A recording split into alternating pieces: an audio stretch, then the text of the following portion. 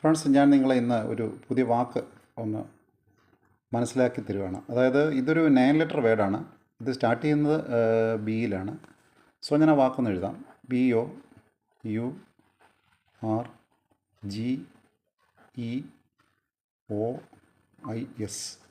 സ്വാഭാവികമായിട്ട് നമുക്ക് ഇപ്പം MA ലിറ്ററേച്ചറുകാർ അല്ലെങ്കിൽ ഇംഗ്ലീഷ് ഫോണറ്റിക്സ് ഒക്കെ പഠിച്ച ആൾക്കാർ ഒരു പക്ഷേ ഇത് പറഞ്ഞെന്ന് വരും. നോർമലി ഇപ്പം കോമൺ മാൻ ഇത് വായിക്കാൻ ശ്രമിക്കുന്നത് ബോർഗ്യോസ് അങ്ങനെയൊക്കെ വായിക്കാനായിരിക്കും ശ്രമിക്കുന്നത്.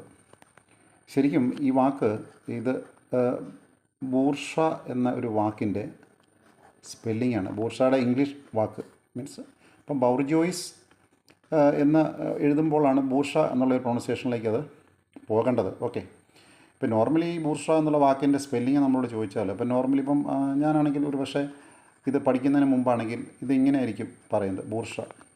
അല്ലെങ്കിൽ ഒരു പടിയുടെ കടന്ന് നമ്മൾ BURSH എന്നൊക്കെ പറയാൻ ശ്രമിക്കും. പക്ഷേ ഇത് രണ്ടും തെറ്റാണ്. അപ്പം ശരിക്കും ബൂർഷ എന്നുള്ളതിന് സ്പെല്ലിങ് ഇതാണ്, BOURGEOIS.